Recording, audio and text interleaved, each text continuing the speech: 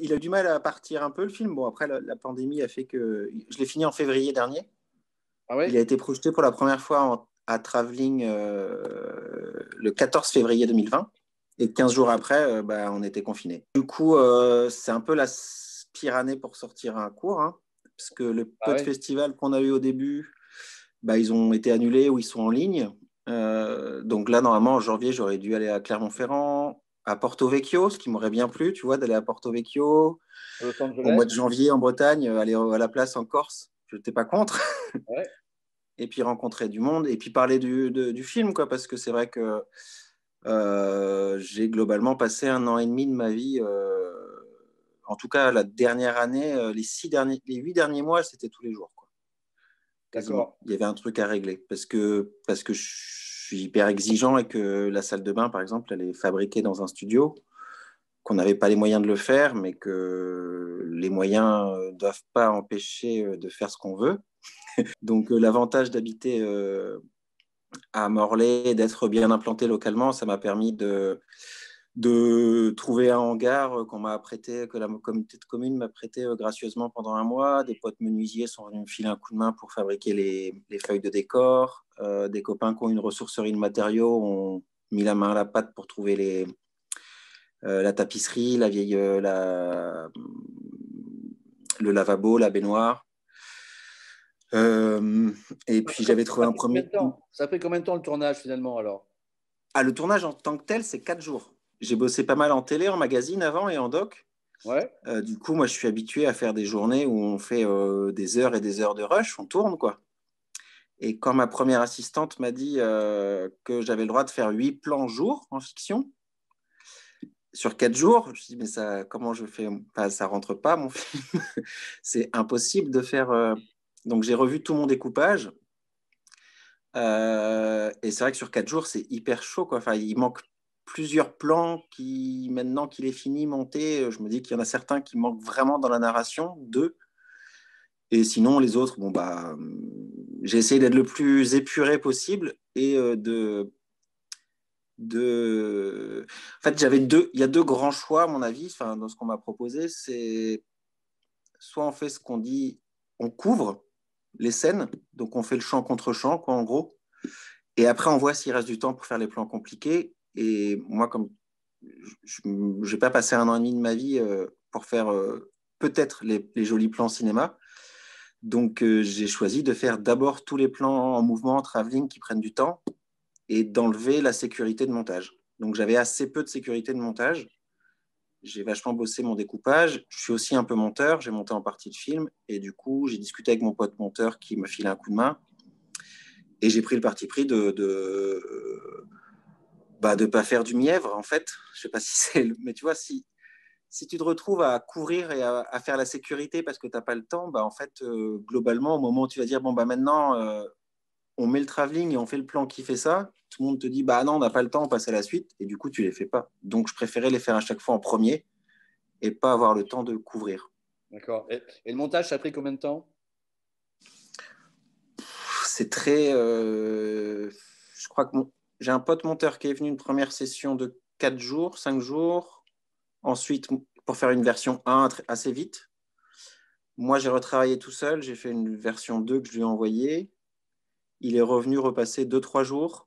Et après, j'ai refait quelques modifs. Donc, c'est un peu compliqué à évaluer le temps exact. Mais il y a un moment où on est vraiment en train de bouger une image à droite, une image à gauche, quoi. Enfin, faut s'arrêter à un moment, quoi. Ah oui, oui, c'est ça. C'est toujours. Il faut savoir quand le produit est fini, mais il n'est jamais fini. Finalement, c'est comme un Il tableau. est jamais fini. Là, si j'avais le temps, il y a 2, 3 modifs que je referais, mais je suis parti à écrire un autre, en fait. Ouais. Celui-là, il est fini, il tourne, et puis...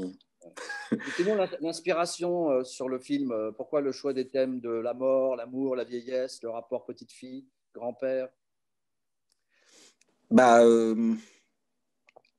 c'est assez simple, hein. C'est que j'ai vécu cette scène à peu près avec mon grand-père et ma grand-mère dont j'étais hyper proche, qui ont vécu 65 ans de mariage, presque 70 ans de vie commune. Donc c'était un grand sketch permanent. Moi, je passais énormément de mon temps chez eux. Bah ouais, je pense qu'ils ont eu plein de difficultés dans leur vie, mais déjà, c'était une époque où, à la moindre difficulté, on ne partait pas, donc on vivait avec. Et au bout de 65 ans, c'est vraiment. Alors là, l'expression âme sœur, c'est deux moitiés, quoi. Il ne faisait vraiment qu'un. Et le nombre de tartines du matin, enfin, tout ça, c'était réglé. Il y avait un, comment, un amour et une passion permanente. Enfin, tout était tellement. Bah, ils ont passé, ouais, c'est ça, Ouais, ça plus de temps de vie que fait- notre espérance de vie à nous, quasiment, quoi, ouais. ensemble. Mon grand-père était assez malade et ma grand-mère s'en occupait. Elle refusait les infirmières, tout ça, parce que vivons heureux, vivons cachés, un peu de cette génération-là. Et en fait, elle s'est usée plus que de nature et elle est décédée en une nuit d'un truc assez improbable. Et mon grand-père restait tout seul et on s'est retrouvé du coup à découvrir exactement ce qu'elle faisait, c'est-à-dire tout, l'habiller, le laver, le torcher. Et, euh, et quand le cercueil a été descendu, euh, il s'est un peu jeté en avant en disant j'arrive. Donc ça, c'est une scène évidemment qui m'a marqué. Et moi, je ne comprenais pas pourquoi on ne pouvait pas accéder à sa demande qui était il a arrêté de manger. Voilà, il voulait partir, quoi. Il voulait la rejoindre. Il avait fini son. Il n'y a plus de raison euh, de vivre. non, et puis en plus, dans sa tête à lui, il tenait pour elle. Donc à partir du moment où elle était partie, lui, il avait fini, quoi.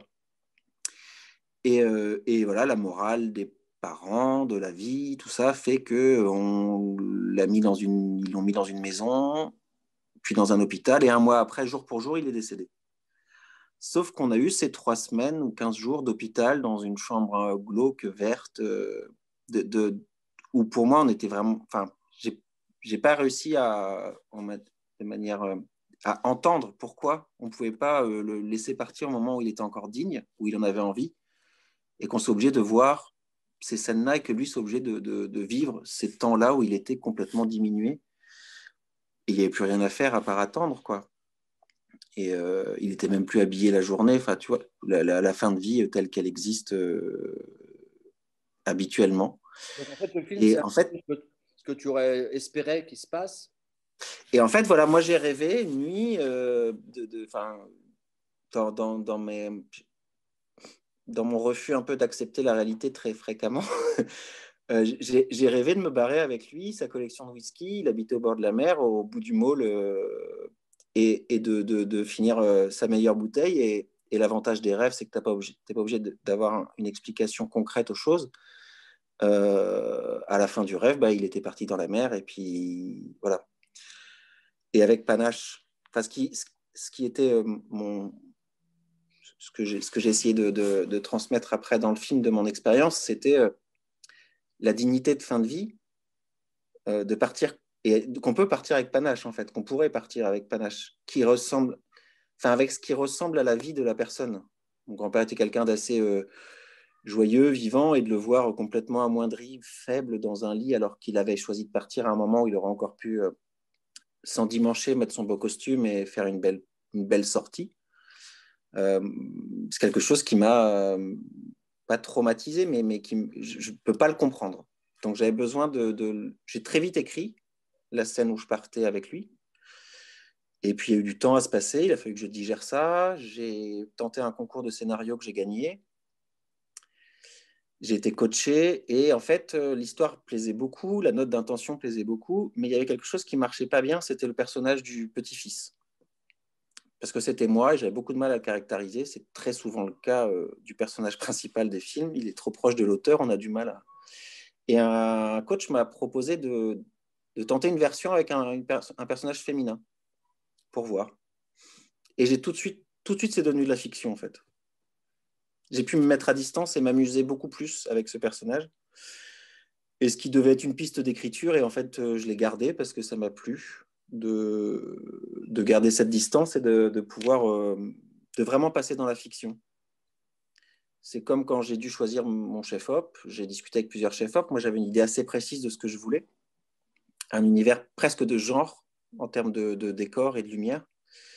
Et c'est vrai que beaucoup de chefs-op, à la lecture du scénario, me proposaient une image plutôt douce, plutôt, tu vois, quelque chose de très français. Et je voulais plutôt une image, quelque chose qui est hors du temps, pour que le film ait quelque chose d'un peu universel, en fait. Et qui ait cette part d'un peu conte, en fait, un peu rêverie, conte, que je ne sais pas si ça marche, hein, si c'est là, mais en tout cas, c'est ce que je voulais dans le choix du décor, dans ce décor qui est un peu hors du temps. Cette baraque que j'ai trouvée, là, c'est une ancienne école qui a été rachetée par une famille d'artistes collectionneurs.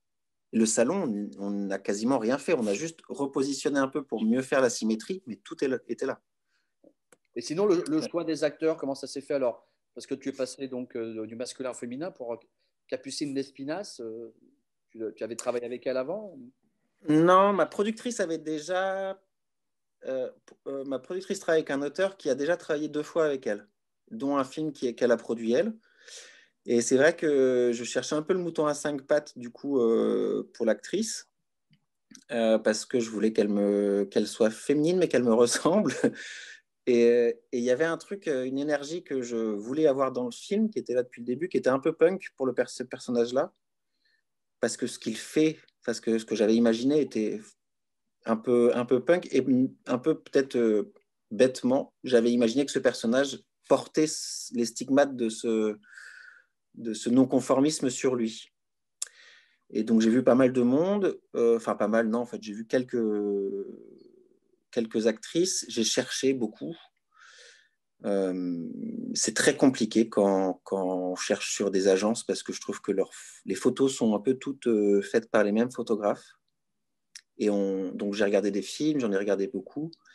Puis j'ai rencontré Capucine et il se trouve que elle a amené quelque chose que j'attendais pas, mais qui était hyper bien. Et puis elle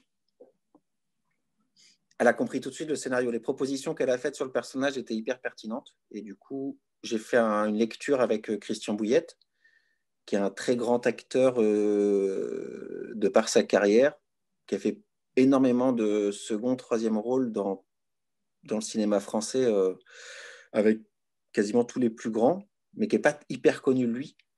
Mais quand on l'a vu sur le plateau, on voit il sait faire. Mais ce que je voulais, qui était compliqué, parce que dans 4 jours, en gros, je devais faire 10-15 minutes. Et je voulais pas trop d'exposition. Et il fallait qu'on sente tout de suite leur complicité, l'antériorité de leur relation. Et ça, à la première lecture, j'ai senti que ça allait. Il fallait pas beaucoup de temps pour qu'on y croie à ce couple. Je trouve qu'il y a quelque chose d'assez proche entre le petit-fils et le grand-père, dans le sens, enfin, la petite fille ou le petit-fils et les grands-parents dans le monde de l'enfance, dans le refus enfin, dans un truc d'imaginaire qui est possible. Et les adultes, ceux que j'ai mis hors champ volontairement, normalement, il y en avait beaucoup plus, mais pour des questions de budget, il y en a beaucoup moins. Euh, ils représentent la norme, donc je les ai mis hors champ exprès pour vraiment être sur mes 2 personnages et pour montrer que nous, ces 2 personnages refusaient la norme, refusent le monde des adultes, en gros. En fait, ils réagissent par réflexe et c'est sûrement une manière de gérer la mort, hein, et de ne pas réfléchir, de se noyer dans l'administratif et dans le fait de gérer plein de papiers. Et en fait, ils ne prennent pas le temps de se poser la question de ce qui est digne. Voilà, c'est ça que je voulais montrer, que ceux qui ont le temps, en fait, c'est ceux qui sont déchargés peut-être aussi de ces soucis administratifs et autres. C'est en tout cas amoral, a priori. Ce que j'ai renforcé un peu avec 2 signes religieux, un qui tombe et l'autre qui est remplacé par une petite cuillère. Euh, mais la scène des toilettes, par exemple, je voulais vraiment qu'on soit entre le rire et l'alarme. C'était un peu le fil sur lequel je voulais que tout le film soit. C'est difficile. C'est vrai qu'à la fin, on peut être pris un peu par l'émotion. Mais après, Brel est arrivé très tard C'était pas du tout prévu que ce soit Brel à la fin. Mais ça a amené tellement le panache que je voulais et la tristesse. Et donc, tu as d'autres projets bientôt ou... Ouais, là, je, je me suis lancé dans l'écriture. C'est un projet que j'ai depuis longtemps. J'ai écrit quelques scènes quand je vivais à Montréal il y a très longtemps sur un musicien saxophoniste qui aurait des hallucinations sonores. C'est un truc, je ne sais pas trop d'où ça venait. Et puis j'y travaille depuis longtemps. Et là, je l'ai déposé à une aide à l'écriture de long métrage. J'aimerais bien, faut vivre avec des rêves, donc je me suis mis comme ambition d'essayer de rentrer dans l'univers du long métrage dans les 5 ans et donc de faire un autre cours là assez rapidement, mais de travailler sur du fond, sur un long, sur, sur ce personnage là qui est, il y a toujours un truc à la frontière du réel dans ce que, dans ce que j'ai envie de faire. J'ai beaucoup traité le réel en travaillant en magazine. Ça m'intéresse toujours autant, mais là, j'ai très envie de pouvoir partir de feuilles blanches, en fait, et de montrer, d'essayer de donner un autre, mon point de vue en fiction, quoi. Une question pour toi aussi concernant le film. Il a été retenu dans d'autres festivals. C'est une première américaine? Ah, c'est la première américaine. Ok, très bien. Euh, c'est la première américaine. Il a été retenu pour l'instant essentiellement en France, je crois. Il a été retenu à Clermont, à Lyon, en Normandie, au festival Eurydice, en Corse, à Sens aussi, et donc chez vous. La carrière commence là en fait. Mais je suis hyper fier et heureux que vous l'ayez retenu aux États-Unis, pour être tout à fait honnête, parce que je suis très inspiré dans l'image, je sais pas si ça, mais plutôt par le cinéma américain que français. Écoute, on est Donc, très content de pouvoir l'inclure dans notre festival de court-métrage français à Los Angeles.